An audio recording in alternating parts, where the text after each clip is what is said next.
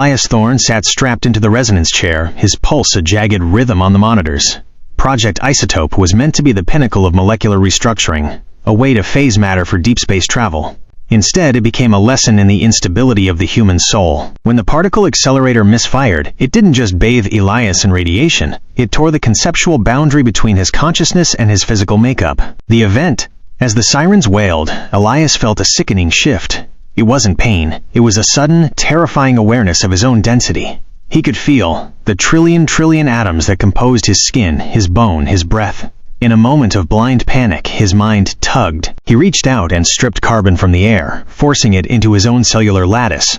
His arm turned to a substance harder than diamond, but the sudden influx of mass created a thermal imbalance. Then he pushed back, subtracting hydrogen atoms from his torso to compensate. The resulting energy release was catastrophic.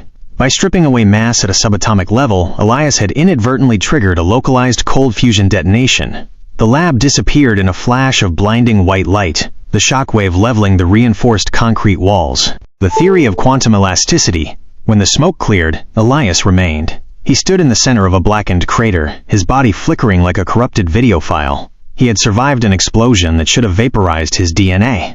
The lead scientists, watching from a bunker miles away, scrambled to define the phenomenon. They called it the theory of quantum elasticity. The theory suggests that Elias's consciousness now acts as a singularity anchor. Normally, if you add or subtract atoms from a biological system, the energy exchange, exothermic or endothermic, is so violent it destroys the host. However, Elias survives due to three factors. Atomic buffer phasing.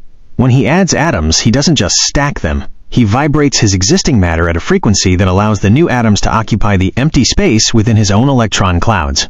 The zero-point safety valve. To prevent his heart from exploding during an energy surge, his nervous system acts as a conduit, shunting excess kinetic energy into a localized pocket of spacetime.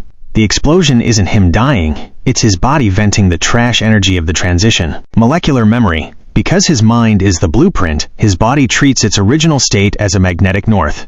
Even if he subtracts 40% of his mass to become a shadow, the remaining atoms are bound by a quantum ghost of his former self, allowing him to snap back into a cohesive human form. The aftermath. Elias looked down at his hands. One moment they were translucent, the next they were heavy as lead. He realized he was no longer just a man, he was a walking equation, a living breach in the laws of thermodynamics. He didn't need to walk out of the ruins.